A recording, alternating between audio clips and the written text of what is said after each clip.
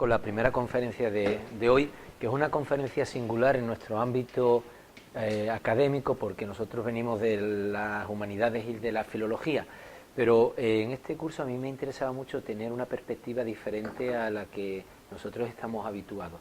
Y al igual que hay gente que viene del mundo de la escritura, tenemos escritores, libreros y editores. En este caso me interesaba tener mucho al profesor Ruiz Navarro, porque él viene del ámbito de las empresariales. Él es catedrático en la Universidad de Cádiz, es compañero, es actualmente el director de la Cátedra de Emprendedores de la universidad, que ha sido premiada y reconocida a nivel nacional, y además de eso lleva muchos años en el ámbito de la investigación de las empresas culturales. En concreto dirigió durante un tiempo un I+D que llevaba por título Creación de empresas en el ámbito de la cultura. Cuando yo le propuse esto, él me dijo, es que yo de la editorial no estoy especializado en lo concreto, pero no me interesaba eso, sino algo mucho más amplio, Pepe. Así que todo lo que tú nos puedas decir va a ser muy novedoso para nosotros, porque es algo que realmente desconocemos. Te doy las gracias por estar aquí con nosotros en tu casa, porque eres el único profesor de Cádiz en este seminario. Así que, muy bien. Pues yo también te doy las gracias por invitarme a esta oportunidad, ¿no? De reflexionar juntos, porque a mí me parece que lo interesante, yo voy a exponer una serie de cosas en la primera parte, pero lo más interesante es la reflexión juntos, ¿no? Yo he titulado la conferencia El valor de la cultura y un nuevo entorno empresarial, ¿no? Un nuevo entorno empresarial que ya lo estáis viendo en lo que José ha puesto en la anterior exposición, ¿no? Como Planeta, ¿no? Cómo utiliza técnicas de marketing, cómo el mundo de la cultura y el mundo de la economía de la empresa están bastante relacionados, ¿no? Y yo creo que las fronteras se diluyen, se está hablando de una economía creativa, de una economía de las emociones. Yo quiero hablar de todo eso. Previamente yo quería, bueno, pues como él ha dicho, ahí tenéis mi link a LinkedIn, que los que queráis, bueno, pues ahí tenéis mi currículum, un resumen de mi currículum, y yo encantado también de si queréis conectar conmigo en LinkedIn, para las publicaciones que de vez en cuando cuelgo, o para que vayáis viendo los perfiles de publicaciones de investigación, ahí lo tenéis todo, ¿no? Y como ha dicho antes José, yo mi ámbito profesional ha sido siempre el mundo de la empresa. Yo soy ingeniero, pero después hice también el doctorado en empresarial en Málaga, y he trabajado durante muchos años en el mundo de la empresa, en la consultoría, y después pasé a la universidad, ¿no? Yo creo que he hecho un camino raro, ¿no? Normalmente se pasa de la universidad a la empresa, yo he pasado de la empresa a la universidad, y no he dejado de tener el contacto con la empresa porque es mi ámbito, ¿no? Yo realmente mi ámbito de investigación es la dirección estratégica, la estrategia y los recursos de las empresas y la relación con la economía, y precisamente investigando sobre eso, investigando sobre cómo los procesos de innovación, ¿no? Que vosotros sabéis, se habla mucho de innovación, ¿no? Como factor de ventaja competitiva, como generación de oportunidades de creación de empleo, de creación de riqueza. Pues investigando sobre la innovación con un proyecto que tuve en Estados Unidos, vi las conexiones que había entre los procesos de innovación y los procesos creativos, artísticos, ¿no? Y eso me llevó a pensar y a plantear un proyecto de investigación hace ya unos años del Plan Nacional de Investigación, un proyecto competitivo, con un grupo de compañeros en donde investigamos, y el resultado fue este libro, ¿no? De creación de empresas en el ámbito de la cultura. Bueno, y varias publicaciones más en revistas especializadas y algunas tesis doctorales, ¿no? Realmente mi foco de investigación no es tanto la cultura, pero bueno, lo tengo ahí presente y me parece un mundo interesante, y un mundo en donde las fronteras entre economía y cultura se diluyen, ¿no? Se diluyen y generan oportunidades de creación de valor, ¿no? Yo básicamente lo que quería es echar una mirada a ese mundo, ¿no? Una mirada con vosotros, ¿no? Una reflexión conjunta, sí, en donde básicamente mi objetivo, la pregunta que me gustaría dejar sobre la mesa es si la cultura realmente es un recurso estratégico. De hecho, aquí hay empresas, tenemos una empresa cultural aquí con nosotros que cree que la cultura sí es un recurso estratégico para crear valor económico y social, ¿no? Yo creo que esa es la pregunta, ¿no? Y la pregunta creo que no es fácil de responder, ¿no? Por eso a mí me gustaría estructurar la charla primero dando algunos datos muy genéricos del sector cultural, ¿no? el impacto que tiene la cultura en la economía. No os quiero cansaros con datos, pero sí una panorámica, precisamente de un informe que acaba de salir de la Unión Europea, de Eurostar, sobre el sector cultural en Europa y en España, ¿no? Daros una panorámica rápida, para pasar a continuación a reflexionar, ahí sí me encuentro más fuerte, ¿no?, porque es mi campo, cuáles son las características del nuevo entorno económico y empresarial en el que estamos viviendo, ¿no?, y qué conexiones puede existir entre ese entorno con la cultura, ¿no? ¿Qué conexión puede existir? Existe, de hecho, más de un concepto transversal, cómo la cultura invade distintos ámbitos de la economía y de la sociedad, ¿no?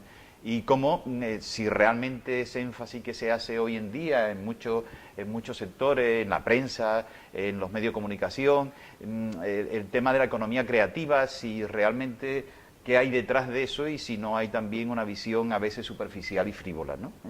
Eso sería un poco lo que os propongo. No sé si estáis de acuerdo en ese planteamiento, pero a mí me parece que me gustaría escuchar también vuestras reflexiones desde ese lado, ¿no?, de la no empresa, o desde ese lado más cultural que el que vivís vosotros, ¿no?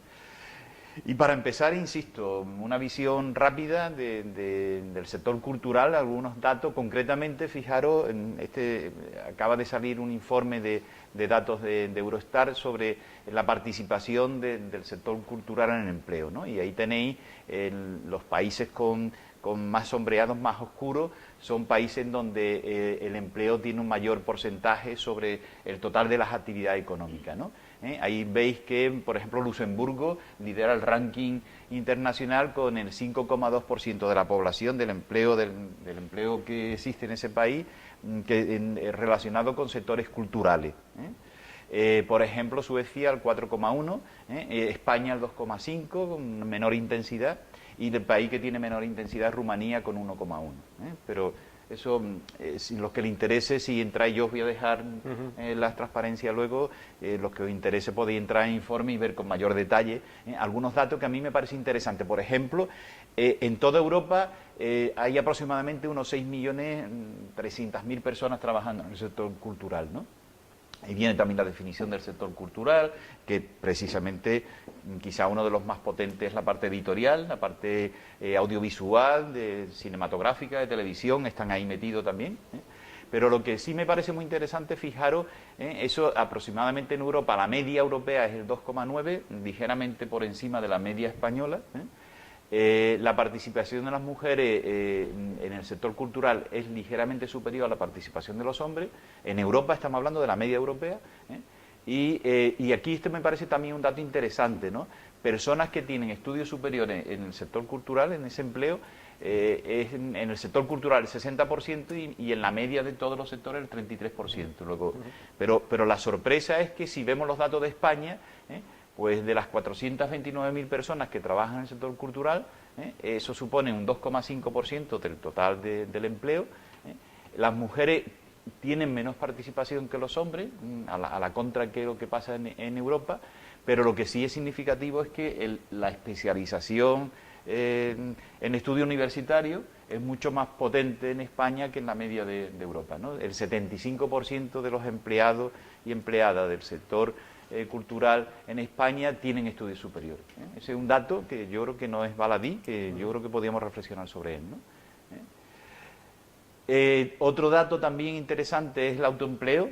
El autoempleo, y precisamente ahí, precisando ya en el número de artistas y escritores, que aproximadamente son 2 millones de personas en la Unión Europea de los 28, los artistas son el 49% del total, y hay un 15% de autoempleo, perdón, el autoempleo de los artistas de ese colectivo llega al 49%, o sea, son personas que se autoemplean, que tienen su propio negocio, cuando la media está en el 15% y hay una diferencia de 34 puntos. En España esto es diferente, de las 120.000 personas, solamente el 37% son autónomos, y cuando la media de España, en general, ahí, como sabéis, el desempleo ha empujado a las personas a buscarse la vida con autoempleo, con emprendedores, etcétera, y ha llegado al 17%, una diferencia de 20 puntos. Ahí tenéis también, bueno, un detalle más en el tema de la contratación, los tipos de contratación. Los más oscuros son las barras más oscuras de empleo cultural, hay más autónomos que en el resto de los sectores, hay menos asalariados, como es lógico, hay menos personas con contrato indefinido y hay menos personas también con contrato temporal, ¿no? Lo cual pues dibuja bastante bien lo que conocéis vosotros, que es un poco la precariedad del sector, ¿no? Aquí podéis ver el número de empresas culturales, cómo ha descendido precisamente con el tema de la crisis, aproximadamente, contando solamente determinadas industrias y servicios, son unas 84.000 empresas, y lo que sí es sorprendente, lo que ya refleja es que prácticamente hay el 61% no tienen empleados, son autoempleos, y que solamente el 0,5% tiene más de 50 trabajadores, lo cual demuestra un poco la falta de musculatura del sector, ¿no? Algo que es sintomático también con el resto de los sectores, pero quizás en el sector cultural es más importante, ¿no? Y creo que un dato más sobre el Producto Interior Bruto, sobre el valor económico que generan estas empresas, que aproximadamente es el 2,5% del total de la producción económica del país, en el 2012. Y esto ha bajado también, como era de esperar, tras la crisis, por la caída de empleo, la caída de empresas, pues baja también la producción de estas empresas. Aquí tenéis esa producción, que son unos 26.000 millones de euros al año, pues la tenéis distribuida por distintos sectores. Como veis, el sector editorial de libro y prensa es el más importante, de estos 26.000 millones de euros, el 39% es de este sector, y eso representa un 1% del Producto Interior Bruto, para que os situéis, ¿vale? Bueno, podríamos hablar mucho más de la cifra, pero como economista yo me entusiasmo hablando de cifras y de números, pero me contengo, me contengo y paso un poco más a la reflexión de qué está pasando en ese nuevo entorno económico que nos toca vivir, que nos está tocando vivir, ¿no? Entonces yo quería hacer una primera reflexión, ¿no? Muchos economistas, muchos analistas, estamos de acuerdo en el mundo económico que las dos grandes innovaciones en el siglo XX que han condicionado nuestra forma de vivir ha sido el estado de bienestar, la posibilidad de que el ascenso de las clases medias y de mercados más amplios, más globales, han mejorado notablemente las condiciones de vida en determinados ámbitos, concretamente en Europa, lógicamente.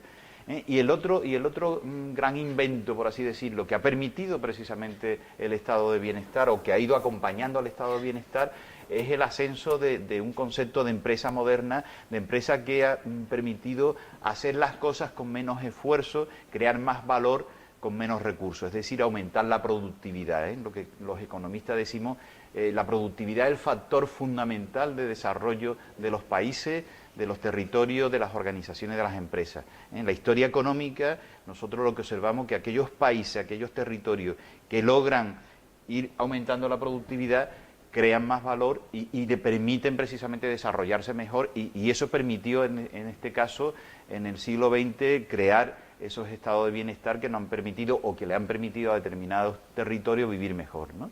Y esa empresa moderna surge de lo que son dos conceptos básicos, que es la especialización de los recursos, un concepto como los recursos de las empresas se especializan, y la división del trabajo, o sea, la división, como encargar determinados recursos a determinadas personas, a determinadas unidades de una empresa, permite esa división del trabajo, especializar y aumentar la productividad. Ese es el concepto básico, que tiene mucho que ver con el concepto de empresa fordista, de empresa que se refleja muy bien en esa película de Tiempos Modernos, ¿no?, que me imagino que conoceréis, y eso entra en crisis realmente la crisis económica es una crisis precisamente de ese modelo de estado de bienestar, y precisamente motivado también porque hay una crisis del modelo económico, del modelo fordista de empresa. El modelo fordista de empresa tiene su parangón, tiene su ejemplo más patente en lo que hizo Ford, ¿no?, a la hora de producir coches, que eran todos los coches iguales, una cadena de producción para elevar la productividad y básicamente atender a mercados masivos.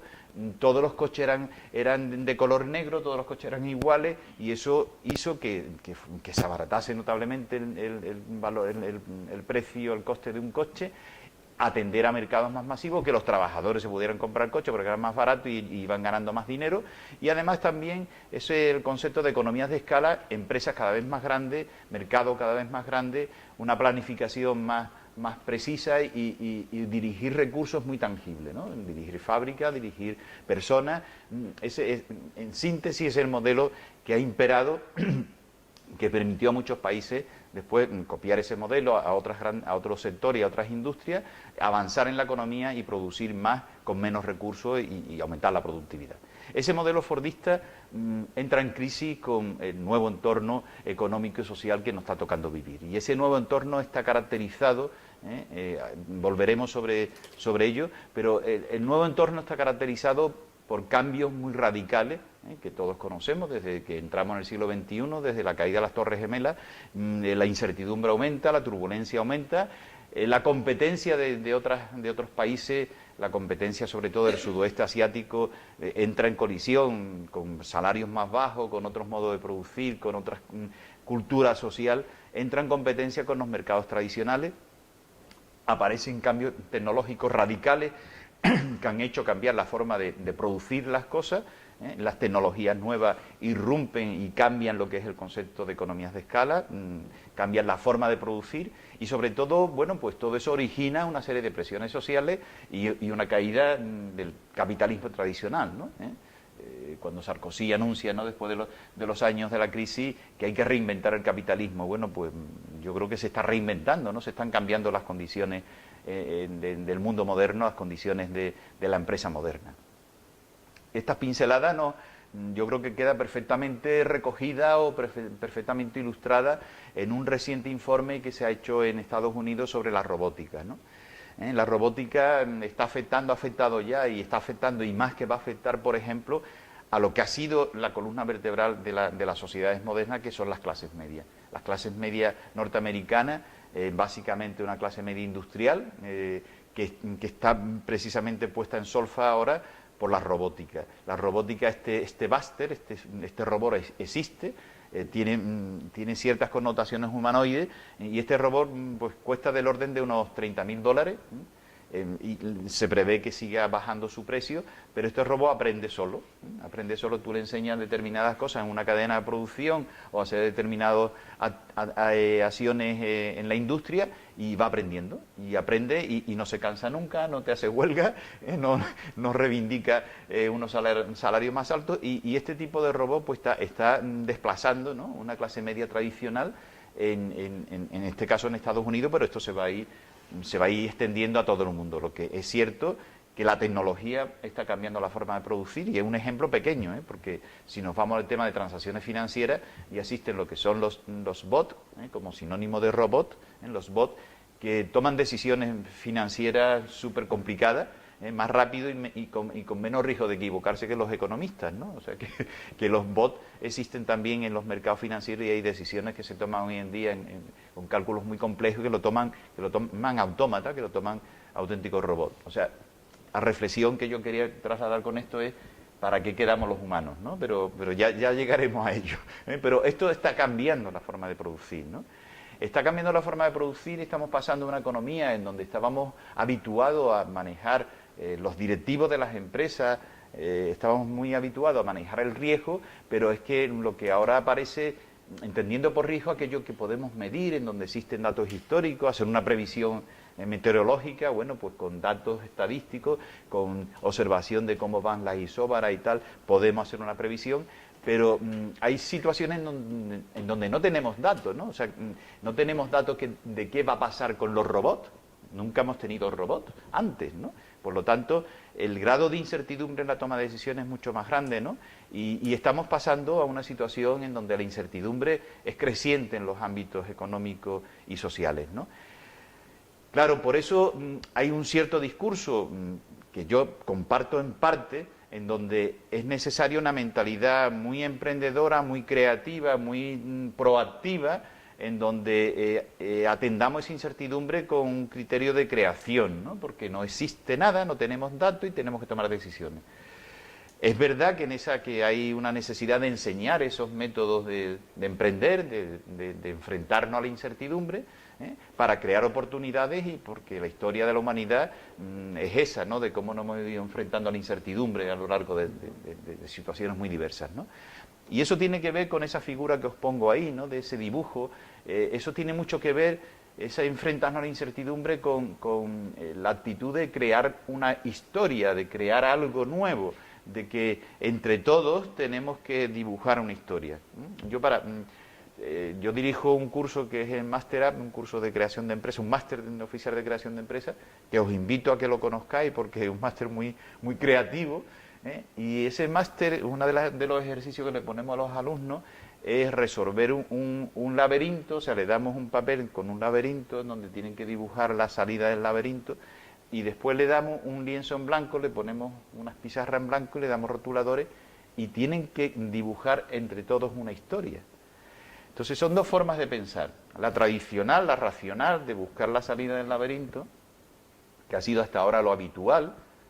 Los estudiantes, cuando escogéis una carrera, lo que pretenden que os den son una serie de herramientas intelectuales para enfrentaros a vuestra vida profesional, con una racionalidad lo más precisa posible, pero cada vez las situaciones de incertidumbre lo que dibuja un panorama cada vez con racionalidad limitada, ¿no? Entonces las habilidades para dibujar una historia, para crear una historia, cada vez son más necesarias, ¿no? Y por eso, y eso conecta con el mundo vuestro, con el mundo creativo, con el mundo artístico, con el mundo literario, si queréis, ¿no? Cómo la generación de oportunidades está ligada también a la generación de historias compartidas. En definitiva, lo que observamos, ¿no? Lo que observamos es que la respuesta a ese mundo cambiante, a esa complejidad creciente, a esa incertidumbre creciente, se refleja en nuevos tipos de organizaciones empresariales. La empresa fordista, muy piramidal, muy de autoridad, de ordeno y mando, no sirve para situaciones muy inciertas donde hay que dibujar una historia común, donde hay que crear una historia común, ¿no? Entonces observamos que las organizaciones son cada vez, sobre todo las que se mueven en esa frontera de la incertidumbre, son cada vez más informales y flexibles, la jerarquía pinta menos y la coordinación es más de confianza mutua, de visión compartida. Las organizaciones, las empresas son cada vez más, los proyectos son cada vez más autoorganizados, se parece mucho a lo que han hecho los artistas en otras ocasiones, son más flexibles, más informales.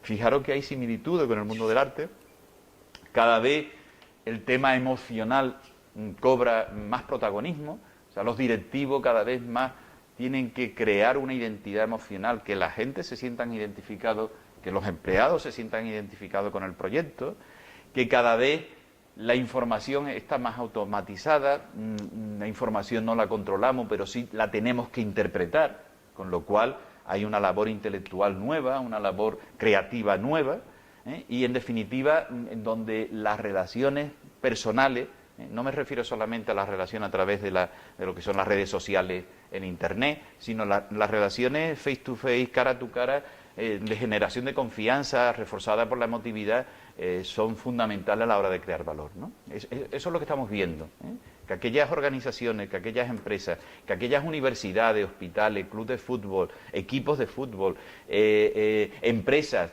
que funcionan mejor, que crean valor y sobreviven mejor en ese entorno incierto, son las que tienen este tipo de características. Así, los directivos, las personas responsables de dirigir esas organizaciones, ya sea un rector, ya sea un director de un hospital, ya sea el director de Planeta, lo que observamos es que la creación de valor y el liderazgo ya no es tan individualista, sino que es más compartido. Necesitamos equipos de gente. Por ejemplo, la cátedra de emprendedores, bueno, vale, yo soy el responsable de la cátedra, pero yo no podría hacer nada, y eso Fernando lo sabe muy bien, si no tuviera un equipo detrás, ¿no? Si no tuviera gente que comparte mi ideología, mi visión del tema, y que estamos convencidos de lo que estamos haciendo.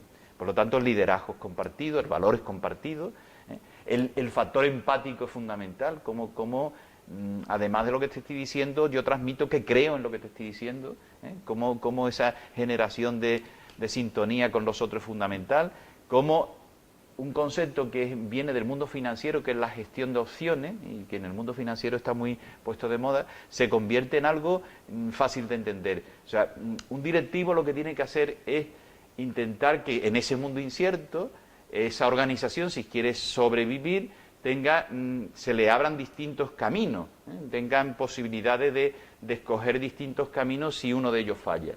Que no lo apueste todo a una carta, sino que sea capaz de generar oportunidades, que si me falla esto, tenga un plan B.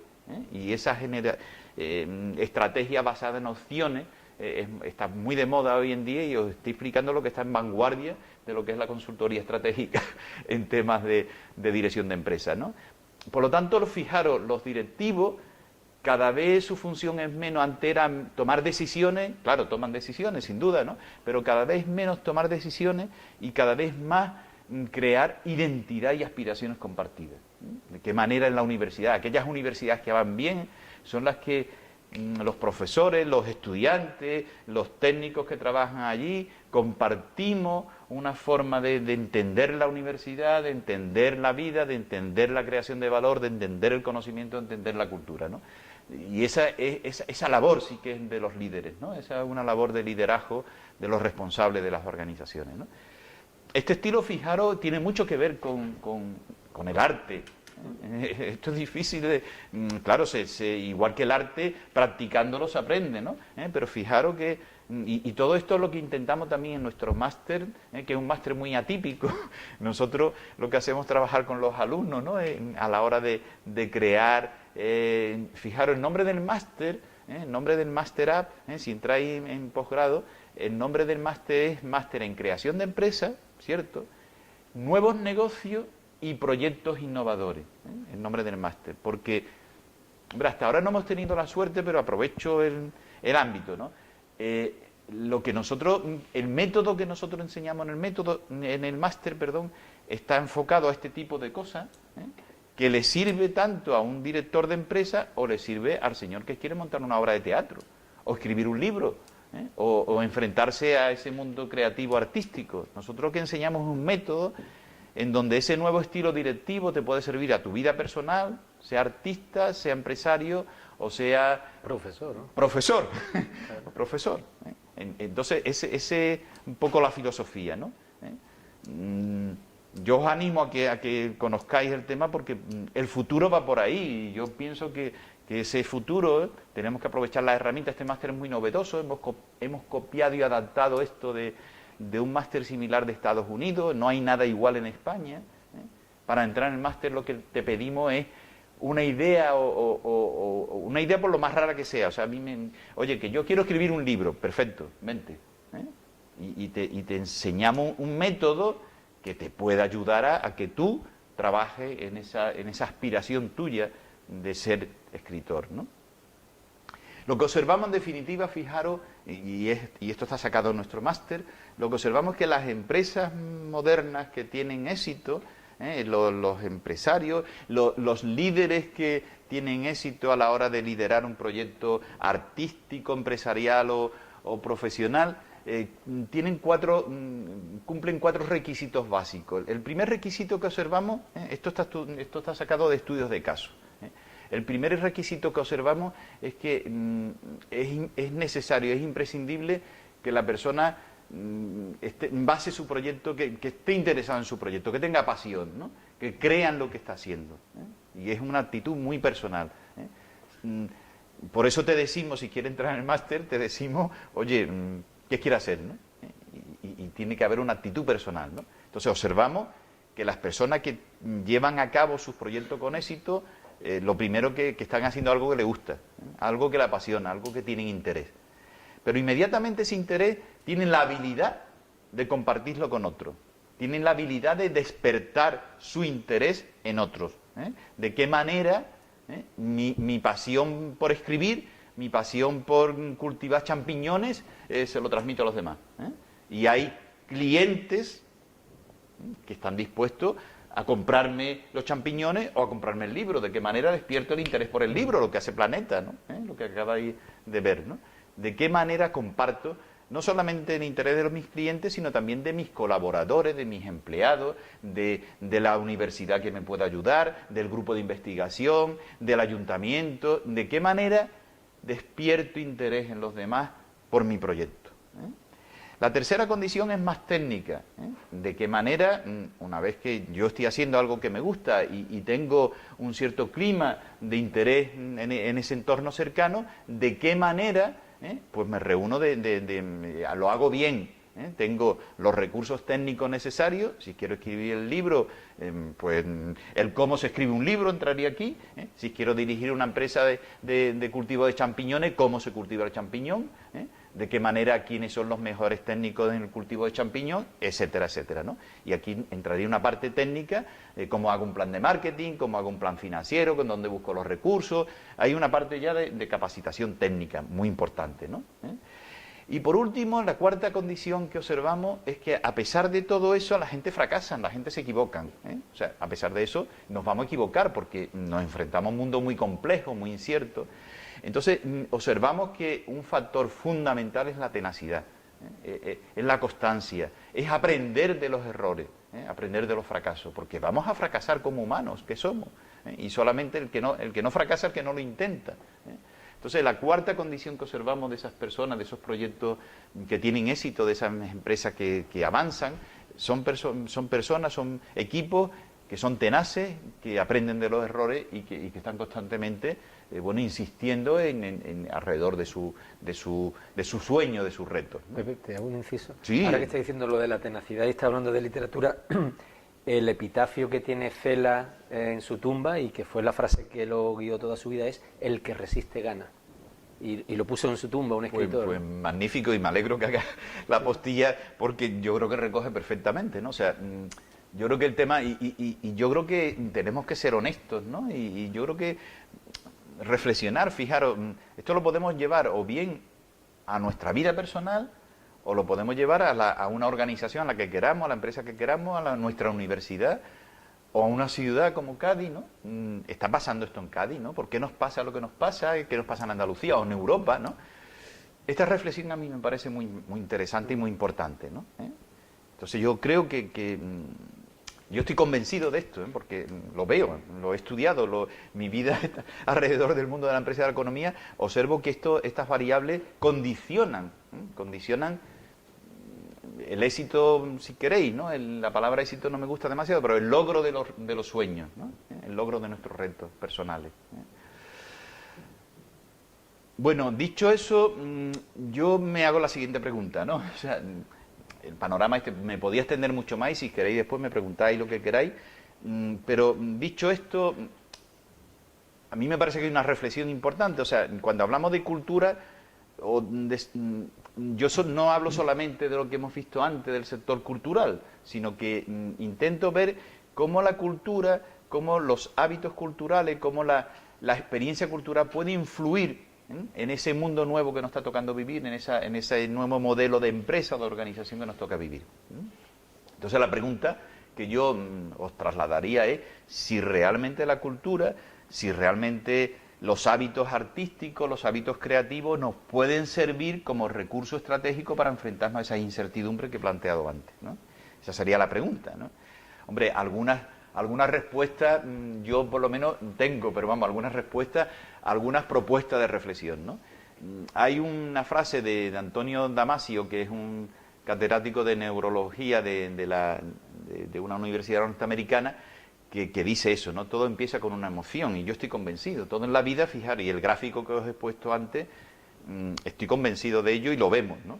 Las personas que todo proyecto que no tiene pasión, que no tiene, que la gente no cree en él, está ya condenado al fracaso, ¿no? Y si tú te vas a poner a hacer un máster o te vas a poner a escribir una novela y no crees en lo que estás haciendo, seguro que te va a salir mal, seguro. Incluso en la vida, cuando nace un crío, empieza con un grito, ¿no? Todo en la vida empieza con una emoción, ¿no? Entonces, a mí me parece fundamental el tema de las emociones, ¿no? E incluso en nuestro ámbito se habla de la economía de las emociones, ¿no? Y hay un sector de investigación muy importante de cómo las emociones influyen en todos los procesos económicos, en los procesos sociales, ¿no? Antes José me comentaba de de un compañero, de un amigo suyo que está trabajando en temas de la universidad de las emociones. Bueno, pues yo creo en eso, ¿no? Y la casualidad que estábamos comentando ante el tema, ¿no? La economía de las emociones tiene una gran importancia en nuestras vidas y cada vez más importancia porque el modelo que le podríamos denominar artístico, que está sustituyendo a ese modelo fordista que os decía antes, ¿no? Basado en la cadena de valor muy plana, en ese mundo de tiempos modernos que veíamos antes, en la foto de Charlot, ¿no? De Charles Chaplin. Ese mundo está cambiando. Es verdad que hay ciertos procesos repetitivos y cierta economía que todavía atiende a esos modelos, pero cada vez más hay un nuevo modelo de producción que le podríamos denominar modelo artístico, que está dirigido a mercados cada vez más personales, ¿no? O sea, los servicios se intentan personalizar, el coche que tú te compras ya no es negro, sino que tú puedes coger la tapicería, el Bluetooth, el no sé qué, tú estás personalizando cada vez más el producto, son productos cada vez más diferenciados. El máster que te damos en la universidad cada vez está más adaptado a unas necesidades nuevas. La producción, el producir algo cada vez necesita más de la colaboración de otros. Cada vez, como el mundo es más complejo, no hay un único especialista, sino que los especialistas tienen que rodearse de otros especialistas para hacer algo. Cada vez más se dirige por proyectos concretos. La fábrica no es tan piramidal, sino que se abordan proyectos concretos con equipos variables de gente. Cada vez más se dirige lo que nosotros denominamos los intangibles. Más que la fábrica en sí, más que la máquina en sí, lo que importa es la organización, lo que importa es la red de distribución, lo que importa es la patente, lo que importa es el conocimiento que hay previo, lo que importa son los equipos de personas. Todo eso son recursos intangibles que no son la pura máquina, que no es el puro edificio, que aquí estamos acostumbrados a invertir en ladrillo, no estamos acostumbrados a invertir en neuronas, ¿no? Bueno, pues las neuronas son las que están definiendo más esos procesos de creación de valor, ¿no?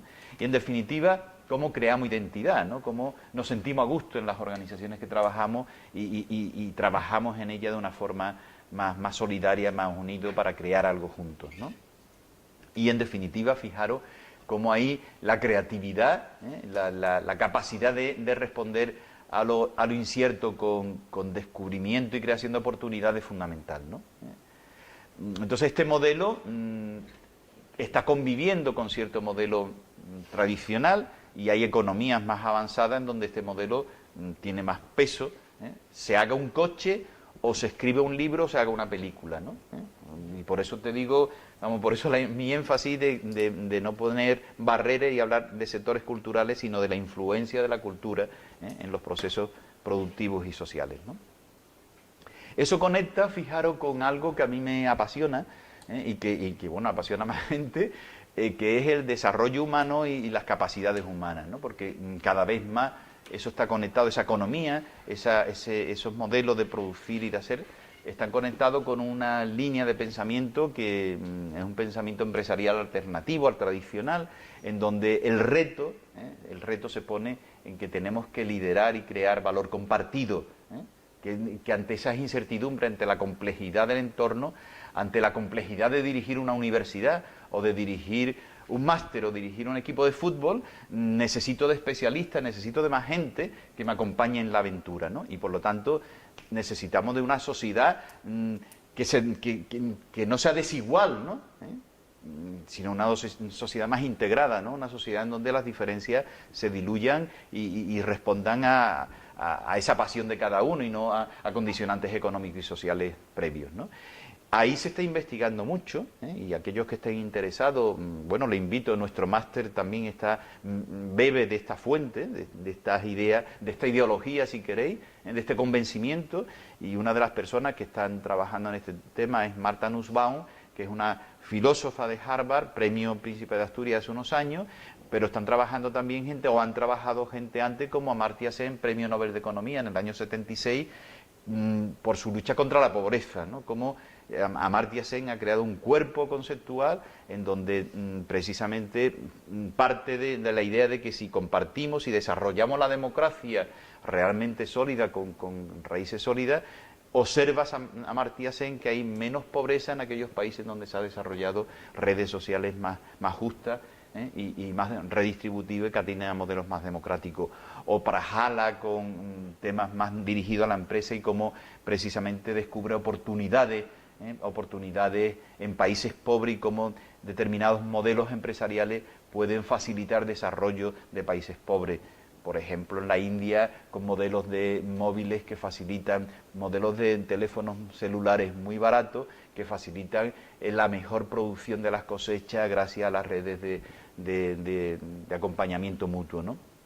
O, por ejemplo, Michael Porter, que es un clásico en el ámbito de la empresa, en el ámbito de la estrategia, cómo plantea modelos de dirección estratégica basados en la cocreación, en la cadena de valor compartido, ¿no? Y hay trabajos muy interesantes que plantean precisamente lo que os estoy diciendo, o investigadores como Richard Sennett, que plantea también el valor de compartir, el valor de hacer cosas juntos, ¿no?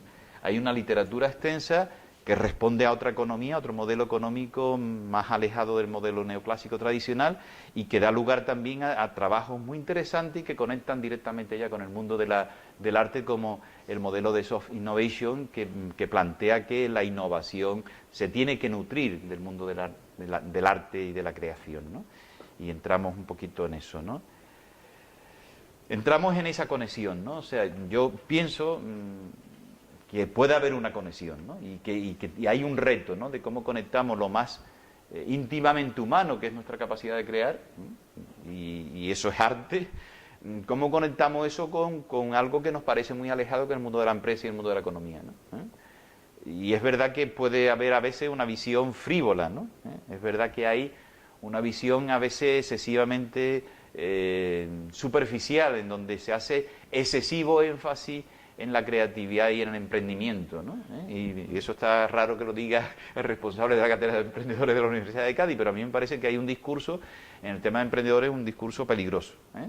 Es verdad que yo creo que hay que emprender, es verdad que yo creo que hay que tener una actitud proactiva ante las cosas, pero ojo, que emprender empieza por un acto individual, pero tiene que haber unas condiciones sociales que acompañen ese proceso, ¿no? Y eso no siempre se da, y eso muchas veces ya no existe en el discurso oficial, ¿no? Por lo tanto, fijaros, detrás de ese discurso oficial, o detrás de ese fenómeno de emprendedores, o de ese fenómeno de empujar a la gente a que creen, a que sean artistas, a que sean guays, ¿no?, a que, oye, pues hay muchas veces un fenómeno de precariedad, ¿no? Lo que observamos es que las mayores bolsas de pobreza se están dando entre los autónomos, en donde realmente el esfuerzo de llegar a final de mes es tremendo, y se está dando también mucho entre los autónomos que viven en el mundo de la cultura y del arte, ¿no? Esta foto está tomada de un acontecimiento que hubo hace unos días en Barcelona, y es curioso porque la mayoría de las personas luego que estaban en este acontecimiento pues confesaban que no podían llegar a final de mes, ¿no? Entonces, realmente, ¿qué hay detrás, ¿no?, de real? Este discurso que yo os digo, yo pienso que es cierto, pero también hay un discurso que se aprovecha de esto para afirmar cosas, para quedarse en lo estético, ¿no? Esta foto está sacada de Iolura, un taller, una empresa de efectos especiales que ha grabado lo que todavía no hemos visto, que es la batalla de Juego de Tronos, ¿no?, que se dará en el capítulo, uno de los últimos capítulos de la temporada siguiente, ¿no? Pero yo creo que nos estamos quedando, ¿no?, muchas veces en lo que es la imagen, y nos rascamos en lo que hay detrás y lo que tiene que haber detrás, ¿no?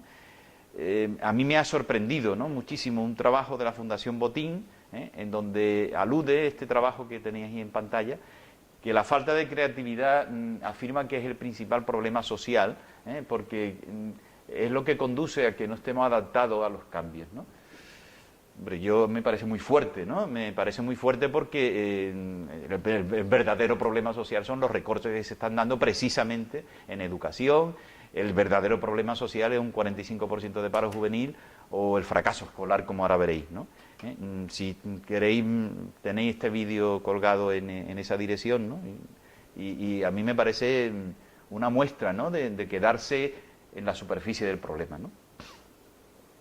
Yo quería, voy terminando, yo quería precisamente conectar esto con unos datos objetivos de una fundación libre de toda sospecha, que es la Fundación Cotec.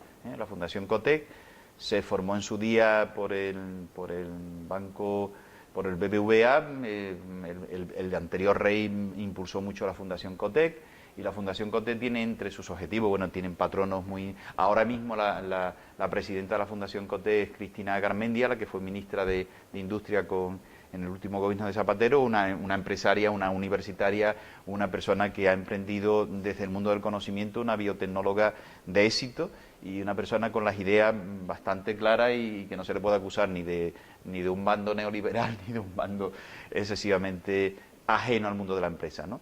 Cotec tiene entre sus objetivos hacer un informe anual sobre el estado de la innovación, y el otro día me invitaron, estuve en la presentación del informe Cotec en Madrid y tuve el placer de asistir a esta presentación donde estaba la alcaldesa de Madrid, que me pareció muy acertado el discurso que hizo, e incluso ha metido al Ayuntamiento de Madrid en la Fundación Cotec, porque cree en los procesos de innovación ligados a los procesos de desarrollo. Y estuvo también, bueno, pues el nuevo rey, estaba el rey antiguo, estaba el nuevo rey también, y estaba Cristina Garmendia, que hizo un discurso muy interesante, y el nuevo director de la Fundación Cotec, Jorge Barrero, que me pareció también que hizo una exposición muy acertada. Fijaros, estos son diapositivas sacadas de la presentación que hicieron del informe, y uno de los problemas que Europa tiene con la innovación, el fracaso escolar, ¿no? Yo creo que esto es a las raíces, ¿no? Fijaros que ahí aparece esta línea, aquí hay distintos países, aquí está España, y el índice de fracaso escolar nuestro pues está en torno del 22%. El abandono educativo temprano de 2014 está en el 22%. El objetivo de la Unión Europea es plantarnos en el 10% en el 2020. Pero este sí que es un problema serio, ¿no? Y hay países que están bastante bien, pero nosotros desgraciadamente somos de los peores. ¿Qué está pasando para que haya un fracaso escolar del 22% en España, ¿no? ¿Cómo vamos a entrar en la economía del conocimiento, en la sociedad de la cultura? ¿Cómo vamos a ir cuál va a ser nuestro ajuste con ese reto que os decía antes de enfrentarnos a esas incertidumbres si nuestra población más joven está abandonando la formación con esas tasas tan enormes, ¿no? ¿A dónde vamos, no? Esto sí que es un problema. La falta de creatividad, claro, si no educamos, si se van, ¿qué es lo que pasa, no?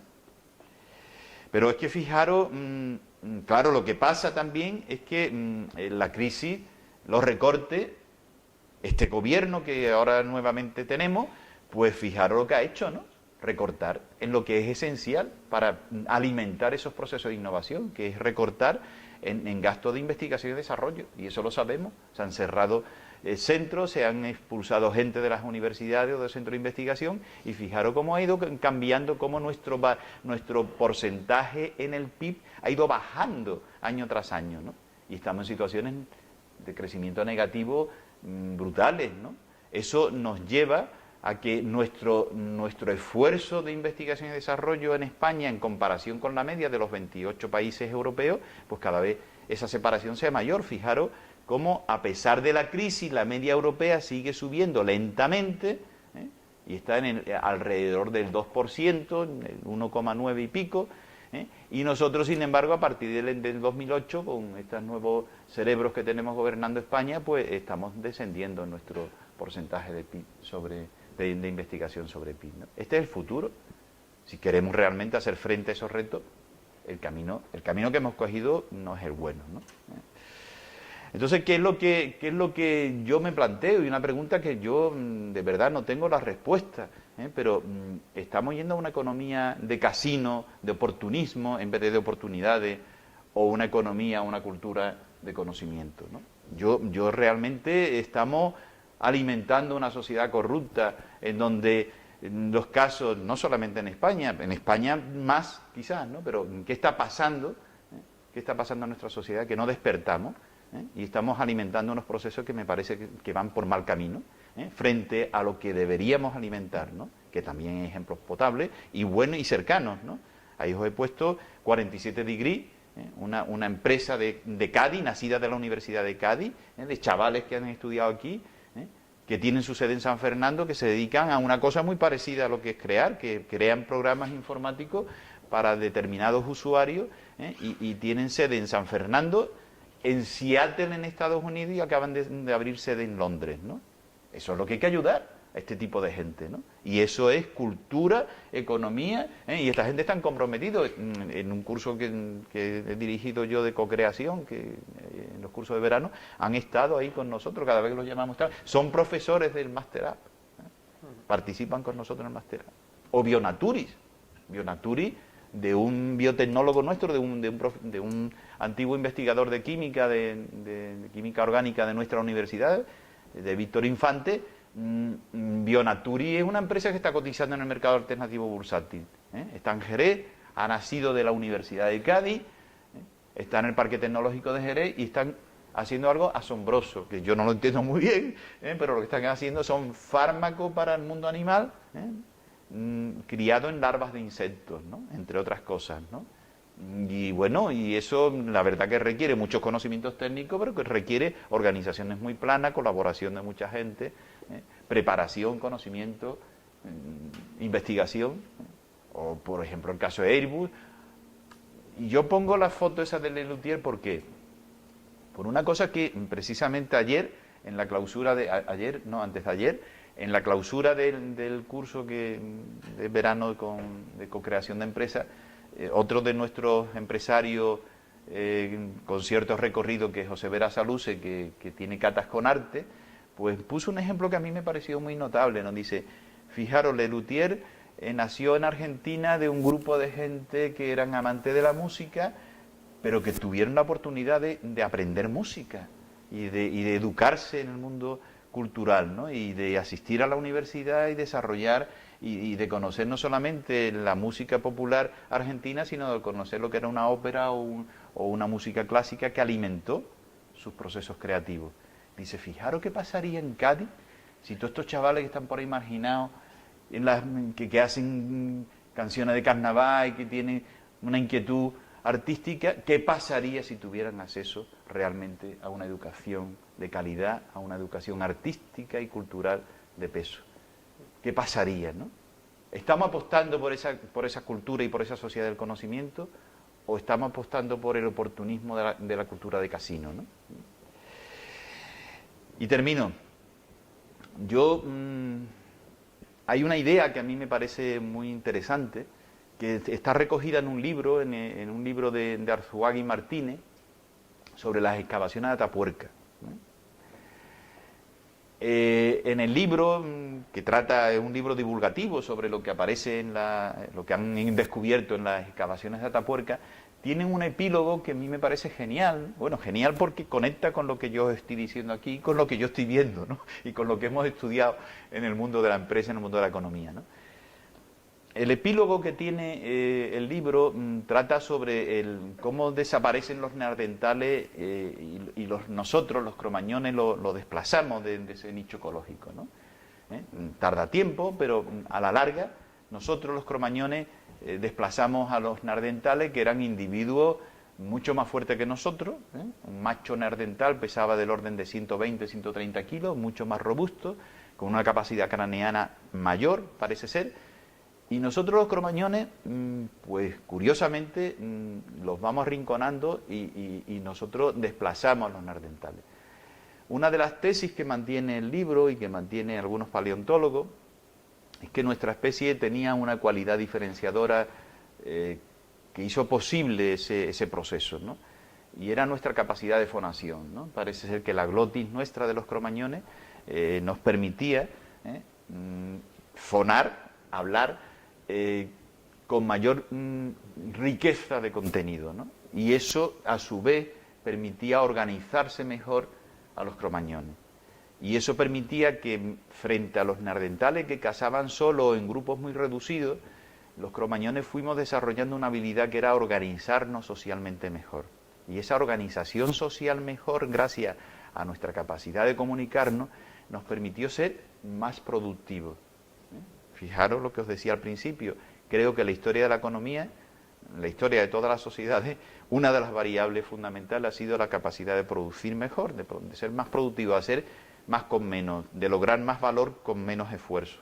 Y eso lo lograron los cromañones, cazaban mejor que los neandertales, porque lo hacían en grupo y con tácticas más sofisticadas. Pero además se organizaron socialmente y se protegían unos a otros. Mientras algunos iban a cazar, los más viejos o las mujeres más débiles se dedicaban a otras labores. Hubo una división del trabajo, y esa división del trabajo hizo elevar también la productividad y hizo posible reducir la incertidumbre.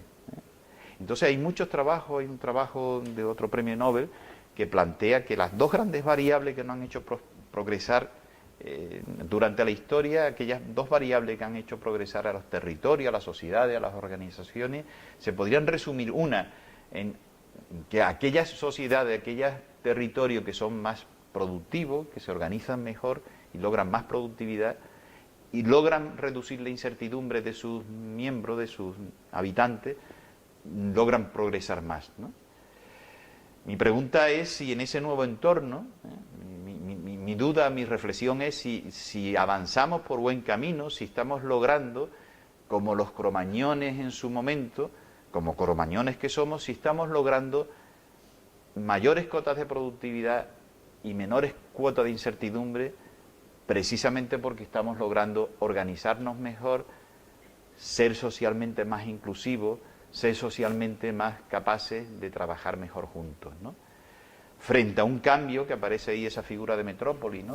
Sobre una aparición de unas nuevas condiciones tecnológicas que no sabemos a dónde nos va a conducir, pero que sin duda va a aumentar la incertidumbre de nuestro entorno, ¿no? Eso es lo que quería trasladar hoy, esa reflexión y qué papel tiene la cultura en todo esto, ¿no? En esa capacidad de trabajar juntos, en esa capacidad de crear juntos valor, en ese nuevo entorno económico empresarial. Muchísimas gracias por vuestra atención y yo lo que quiero ahora es eso, que haya vuestro feedback, porque yo he venido también aquí a aprender de vosotros y a escucharos. Pues Pepe, muchísimas gracias porque de verdad es un placer, es una delicia escucharte por cómo hablas, ¿no? La retórica y el don de palabra que tiene facilita mucho la comprensión. Y luego también porque, como yo decía al principio, nos han llevado a un mundo que para nosotros en principio es desconocido. Y digo en principio desconocido porque aparentemente has venido a hablar de empresas, pero creo que has hablado de la vida, porque yo cuando estaba escuchándote, en el fondo había ahí una reflexión sobre nuestra identidad, nuestro presente, nuestros valores humanos, nuestras relaciones sociales, nuestro futuro.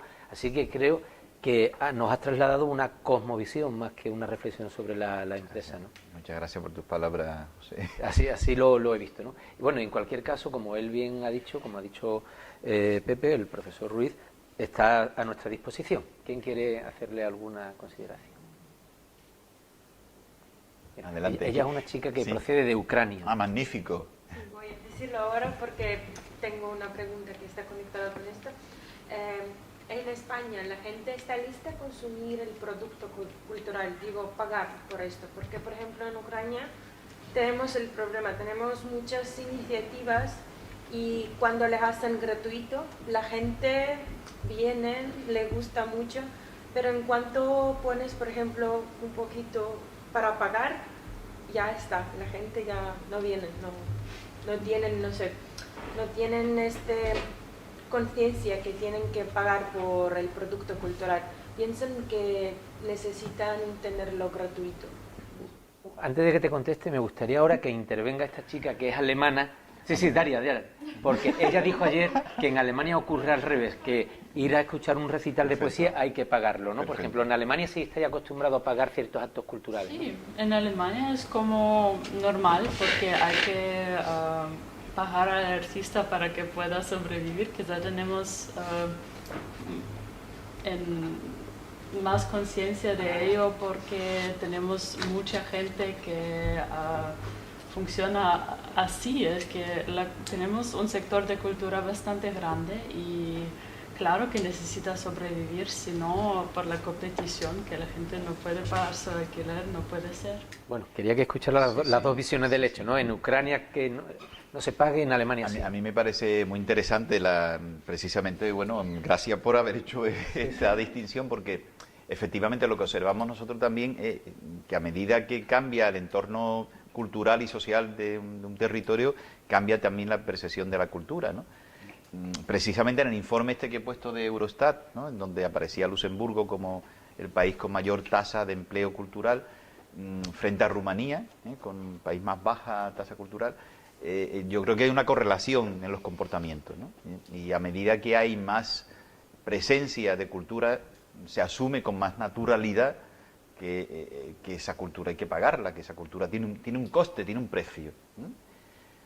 Yo te diría más, eso no solamente, y por conectarlo con otro fenómeno, eso no solamente afecta al mundo cultural, sino que más ampliamente, yo creo que la cultura de la sociedad, la educación que hemos recibido, no nos hace valorar el precio de las cosas, ¿no? Y el precio o el valor de las cosas, mejor dicho, ¿no? Y cogiendo las palabras esas de Machado, ¿no? Que todo necio confunde valor y precio, ¿no? Bueno, pues el valor de las cosas. Yo creo que pasa lo mismo con la educación, ¿no? Si tú no eres consciente de que lo que hoy estamos haciendo aquí tiene más valor de los 65 de los X euros que habéis pagado, si tú a eso no le das valor, pues claro, nos encontramos con que realmente estamos entrando en un bucle peligroso, ¿no? O si tú no le das valor a una operación de la seguridad social, que es muy compleja y muy costosa y sin embargo es gratuita porque el estado de bienestar lo ha conseguido, eso no quiere decir que tú no tengas la conciencia de que eso cuesta, de que eso es valioso. Entonces, a mí me parece que hay una labor pedagógica, cultural, educativa, que está relacionada con este fracaso escolar que os decía antes. Si no educamos en el valor de las cosas, y yo creo que ahí los economistas tenemos también una responsabilidad, ¿no? Tenemos que educar en el valor de las cosas. Y la cultura tiene un precio, tiene un coste. Eso no significa que entremos en una economía de mercado en donde, hombre, hay que valorar, y el que no pueda acceder a la cultura habrá que buscar mecanismos para que acceda, pero el tema de la piratería en España, ¿no? En otros países, ¿no? O sea, el tema del copieteo de los libros, ¿no? O sea, yo he escrito libros, yo he traducido libros, y de buena primera te cuenta, yo en los últimos años mi libro que se vendía y que normalmente me daba unos ingresos anuales modestos, pero ha caído por el efecto del pirateo, que hoy en día nadie compra un libro. Entonces a mí me parece que es peligroso. Yo me planteo, oye, el esfuerzo que yo he hecho, sí me gusta, lo he hecho, pero bueno, ¿quién me paga el esfuerzo que yo he hecho, ¿no? O sea, el tema de la copia y la bajada de productos piratas en la red, ¿no? O sea, yo creo que hay un problema grave, ¿no? De no apreciar el valor de la cultura, el valor de la producción intelectual, ¿no? Creo que en mi país aún no se pone la cuestión de pagar, por ejemplo, en internet para los libros. Es como lo descargas aún sin pensar que haces un delito, porque la verdad es que es delito. Totalmente, ¿no? A mí me parece grave, ¿no? Pero creo que tiene que ver mucho con la situación económica de la gente, porque si no tienes bastante para comer, para pagar el alquiler, creo que la situación en Ucrania será muchísimo peor que en Alemania, así que para la gente no le queda el dinero y sería como tonto de pagar para lo que puedes conseguir gratis si no puedes dar a comer a tus niños o algo así. Sin duda, yo creo que el contexto social importa, ¿no? Y por eso decía lo que os decía antes, para mí el problema no es tanto el mecanismo como la situación social de desigualdad, ¿no? O sea, el problema es si hay un 45 de paro juvenil o si hay una desigualdad creciente donde los ricos tienen más y cada vez las clases medias desaparecen, pues claro, pues la cultura no tiene espacio de juego, ¿no? Y estos fenómenos lo que están mostrando es eso, ¿no? Si estamos creando una sociedad desestructurada, difícilmente va a tener encaje la cultura ahí, ¿no? Entonces el problema es si estamos creando sociedades que al modelo de los cromañones que lograron hacerse un hueco en ese proceso de incertidumbre, si estamos trabajando juntos para que juntos podamos seguir viviendo y creando, ¿no? Ahora, si cada vez estamos destruyendo esos mecanismos de integración social, difícilmente la cultura va a tener encaje, ¿no? No es solamente perseguir el delito, que también, ¿no? Que crear esa cultura, que sin duda, pero es crear las condiciones, como tú muy bien dices, para que no se produzca el fenómeno, para que a mí me sea más cómodo entrar en iTunes y pagar €1 por una canción, o 0, tal por una canción que me interesa, o por el libro que sea, lo pago porque puedo pagarlo y porque no representa un porcentaje muy grande de mi esfuerzo de consumo, ¿no? Sin duda, totalmente de acuerdo. Venga, más preguntas. Adelante. Bueno, yo en realidad tengo dos preguntas más o menos distintas. Una es la que me gustaría que si pudiera profundizar un poco más cuando hablo de las nuevas organizaciones, después de las incertidumbres del comienzo del siglo, el tema del concepto de la identidad dentro de estas nuevas organizaciones y sobre todo la relación que ha hecho con el apego emocional. Más que nada centrada en el tema de en grandes multinacionales, como antes he hablado de Penguin o Planeta, ¿cómo se incorpora eso ahí? Bueno, y lo digo por el tema de Penguin o Planeta por tema cultural, pero en general en una multinacional, ¿cómo creas esa identidad, cómo creas ese apego emocional? Bueno, los procesos no son sencillos, ¿eh? El cómo, cada empresa tiene un camino diferente, ¿no? Pero yo te diría que, vamos a ver, el cómo fundamentalmente con equipos directivos diversos, ¿eh? O sea, el concepto del directivo plano, yo recuerdo la obra de Marcus, ¿no? Del hombre unidimensional, ¿no? El directivo plano, que solamente tenga una visión muy chata de lo que es la realidad, difícilmente va a poder lograr un proceso de creación identitaria en una organización. Yo te diría que ahí, fíjate, una cosa que importa es que el directivo tenga capacidades humanas, ¿no? Capacidades que no sean solamente técnicas, ¿no? O sea, hasta ahora los grandes, para seleccionar directivos de una compañía multinacional, se ha valorado mucho la capacidad técnica, y asciende el que tiene capacidad técnica, pero cada vez más para lograr eso que yo he dicho antes, para lograr el equilibrio emocional con el equilibrio identitario de un grupo numeroso de gente, lo primero que se necesita es una sensibilidad especial, ¿no? Se necesita saber dirigir equipos humanos, ¿no? Se necesita tener esta cosmovisión, si quieres, ¿no? O sea, saber de qué estamos hablando. O sea, yo voy aquí a dirigir un equipo diverso que tiene una función fundamental, que es vender libros y crear valor en los usuarios, sin duda, pero para hacer eso, yo lo primero que tengo que saber dirigir personas que cada una tienen intereses diversos y tengo que descubrir el cemento que lo vas a unir, ¿no? Entonces, yo te diría que en los procesos de selección de personal de las grandes multinacionales y de los grandes equipos, una cosa que se valora es esa sensibilidad, esa capacidad humana, ¿no? De hecho, fíjate que en algunas universidades de Estados Unidos, en escuelas de negocio están entrando cada vez más las humanidades, ¿no? Entonces yo pienso que si de verdad lo queremos hacer bien, oye, tú tienes que conocer que somos cromañones, ¿no? Que somos personas que tenemos que trabajar juntos. Tú tienes que estar convencido de eso. Si no estás convencido de eso, difícilmente va a lograr ese reto, ¿no? No son procesos sencillos. Esa es una variable. La otra variable es que suelen ser equipos directivos diversos, ¿eh? En donde mi especialización, mi trayectoria vital, mis conocimientos se compensan y se complementan, ¿eh? La palabra es cómo se complementan con los conocimientos de otras personas que tienen otras experiencias diferentes a la mía, ¿eh? Entonces, el intentar lograr el cemento de eso no es sencillo, ¿eh? Porque cuando hay una norma, una ley, una experiencia que observamos, que en aquellas organizaciones que están buscando por un lado la innovación, están buscando la creatividad, desarrollar oportunidades en ese mundo incierto, pero por otro lado necesitan la cohesión, ¿eh? Entonces, claro, si los equipos directivos son muy similares, es más fácil lograr la cohesión, ¿no? Pero cuando el equipo es muy similar, cuando los perfiles de los directivos son muy parecidos, el factor de generación de nuevas ideas decae, ¿eh? Eso lo tenemos estudiado, ¿eh?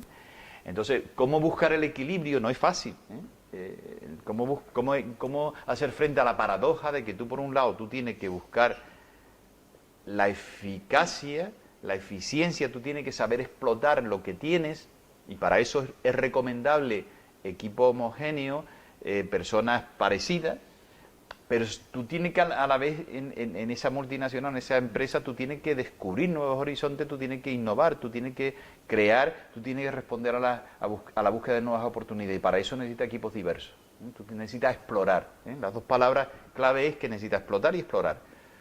No es fácil, ¿eh? Pero el camino es buscar equilibrio en donde los recursos complementarios encajen. De hecho, Pepe, a mí a veces me llama la atención cuando leo en la prensa la reseña de algunos de estos directivos, que muchas veces no tiene nada que ver sus estudios, su pasado o su especialización con el sector en el que está. Totalmente. Y un ingeniero de camino está dirigiendo algo agroalimentario, o un ingeniero químico está en una empresa cultural. Es impresionante, ¿no? Claro, pero una capacidad de dirigirse a lo que sea, a lo mejor. Claro, tienen, o sea, yo creo que una de las... Además, fijaros, en mis clases de dirección estratégica lo explico muchas veces, ¿no? Observamos que para tú aumentar la productividad te tiene que especializar, ¿eh? A medida que tú te especializas y repites una cosa mucho, tú la vas haciendo cada vez mejor. Si tú te dedicas a escribir y tú escribes tal, cada vez vas a saber escribir mejor, ¿no? Si tú te dedicas a cultivar champiñón y tal, cada vez vas a saber cultivar mejor el champiñón. O sea, si tú te especializas, tú aumentas la productividad. Y esa es una norma que tenemos que buscar, la especialización, el explotar lo que tú ya has aprendido y sabes. Claro, ¿qué pasa? Que en un entorno tan incierto, tan cambiante, eso tiene un riesgo tremendo. Si tú te especializas mucho, de hecho lo observamos, la evolución natural de las especies, aquellas especies que se han especializado muchísimo se han estancado evolutivamente o han desaparecido cuando su entorno cambia. Si tú te especializas mucho y te dedicas solamente a hacer vídeos en un formato no sé qué, y sale una tecnología nueva que ese formato ya no lo va a usar nadie, es que te quedas sin mercado, te quedas sin empresa, ¿no? Si te especializas mucho, llega un momento que esa productividad que has conseguido decae y se pierde. Luego tú tienes dirigir una empresa, sea multinacional o sea una empresa así de chiquitita, yo digo que tiene dos grandes, es como montar en bicicleta, ¿eh? Tú te tienes que mover siempre, tienes que avanzar, si te paras te caes, pero además tienes que buscar dos equilibrios entre dos ruedas, muy importante. Una, saber explotar lo que tú sabes hacer, pero constantemente no perder de vista el explorar nuevos horizontes. Y para hacer eso necesitas gente más diversa. Entonces, ¿cuál es mi recomendación? Más que mi recomendación, ¿qué es lo que hacen estas empresas que tú has puesto como ejemplo? Normalmente, por un lado, tratan de ordeñar esa vaca de lo que saben hacer, ¿eh? Pero constantemente están descubriendo nuevos proyectos con equipos diversos. O sea, por ejemplo, fíjate, si tú llegas a dirigir si yo llego un día rector, ¿no? Me parecería un error tremendo traerme gente nueva a mi equipo. Todos somos nuevos, todos aquí somos magníficos, somos guays, somos la innovación. O si yo soy Pablo Iglesias y llego al presidente de gobierno, ¿no? Todo venga nuevo. Oye, sería un riesgo, ¿no? Es que no hay nadie, yo creo que equilibrar, buscar equilibrios, ¿eh? Entre la experiencia y la capacidad rompedora e innovadora es fundamental a la hora de dirigir una multinacional, o dirigir tu casa, o dirigir tu negocio, o dirigir un equipo de fútbol, ¿no? El Cádiz que ha subido a segunda, ve cómo lo hace ahora, ¿no? Pero no sé si responde a tu pregunta, ¿eh? Y ahora pasamos, tenías una segunda, tenía una segunda, y si ¿no? te parece ya con esto también terminamos. Tenía una segunda en el que, cuando has estado hablando del cambio del modelo de empresas corrientes, si en la crisis de los finales 70-80, que también había incertidumbre política, había nuevas tecnologías que, Internet empezaba, la informática, ¿ya había antecedentes de estos cambios actuales? ¿O es algo más nuevo, más propio del siglo XXI? Claro, vamos a ver, yo creo que hay determinadas constantes a lo largo de la historia económica que se repiten, ¿eh? Y yo creo que la constante que se repite es la que te he dicho antes, una búsqueda creciente de productividades, de hacer más con menos, ¿eh? Me imagino que conocéis el principio de la navaja de Ockham, ¿no? La navaja de Ockham es más no hacer con más lo que se puede con menos, ¿no? Eso es yo creo que es una máxima que habría que ponerlo en el frontispicio de los economistas, ¿no? Y eso es una constante que se repite en todas las crisis a lo largo de la historia, ¿no? Prosperan aquellos países, territorios, ciudades o empresas que descubren cómo hacer cosas nuevas, descubren nuevas tecnologías para hacer crecer la productividad, ¿no? Eso por un lado. Y por otro lado, lo que te he dicho antes, el tema de la cohesión social, el tema de la integración para reducir incertidumbre. Eso son constantes a lo largo de toda la historia, desde los cromañones hasta hoy, ¿eh? Es verdad que luego hay temas específicos, ¿eh? Por ejemplo, la aparición de nuevas fuentes de energía, ¿eh? La aparición de la electricidad conllevó determinadas formas de producción específicas. Hoy en día, formas específicas en donde precisamente la crisis del petróleo, permitió poner en solfa o se derrumbó determinados principios económicos.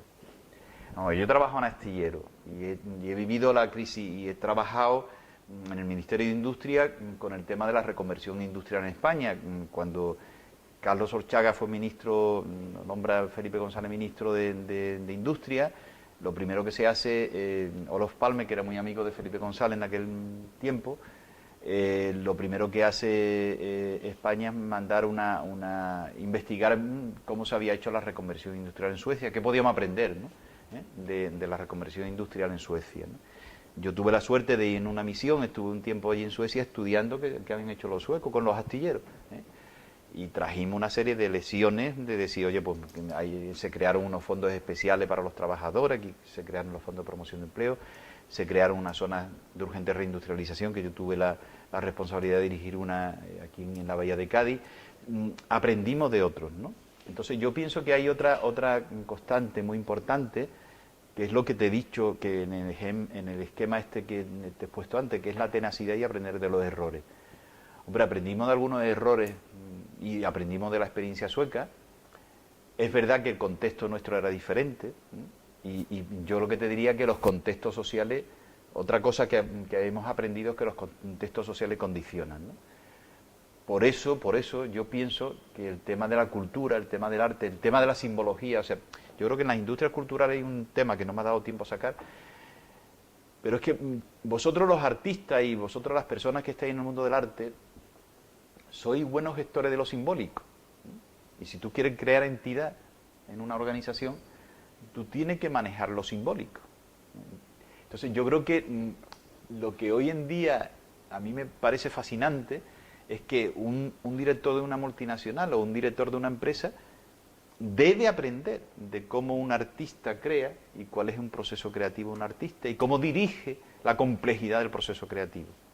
Porque si dirigir una empresa es complejo, tanto o más es la complejidad de un proceso creativo del arte, ¿no? Entonces, ¿cómo aprendemos? Y me estoy quizá desviando de tu pregunta, pero a mí me parece muy importante esta idea que no la he dicho antes, ¿no? Cómo el artista la experiencia del artista puede enseñar al empresario. Y conecto con una cosa que le estaba diciendo antes de empezar. Hay empresas que se dedican a esto. Un amigo mío que está hoy precisamente en Cádiz tiene una empresa que se dedica a identificar artistas que puedan crear disonancias dentro de los procesos empresariales, para crear ruptura que te permita cambiar y generar innovación. Y este amigo mío es economista, pero tiene clarísimo que los procesos de innovación necesitan de disonancia, de ruptura, y eso quien mejor lo sabe hacer son los artistas. No sé si he contestado todo lo que tú me preguntabas. Sí, terminamos. No, sí. Bueno, no sé si había... bueno, ahí mira, vamos a dejarlo primero, Fernando, si parece, ya que eres tú. Sí, Mohamed y procede de Marruecos. Usted ha hablado de un máster de crear empresas en nuevos negocios. Yo quería preguntarle cómo tratan de seguir los proyectos de los estudiantes después del máster.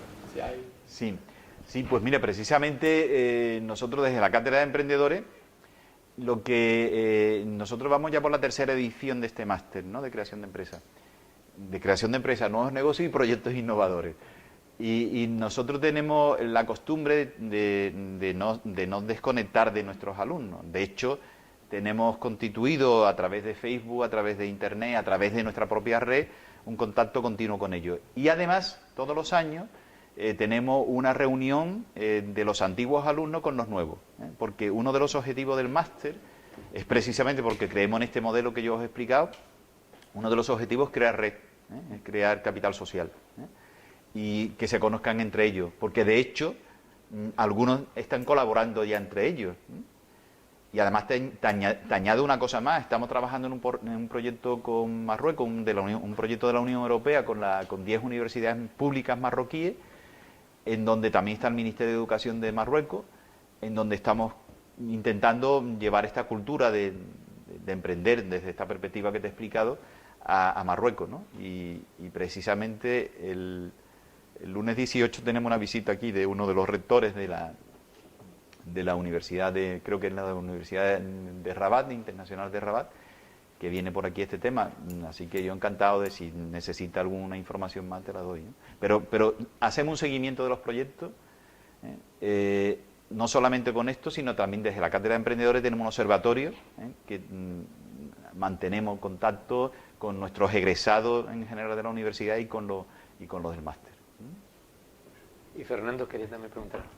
Bueno, más que una pregunta es también una respuesta para él. No hace falta, yo y Pepe llevamos juntos 14 años ya, o así, desde el máster de bordeo, no, ya ni me acuerdo ya.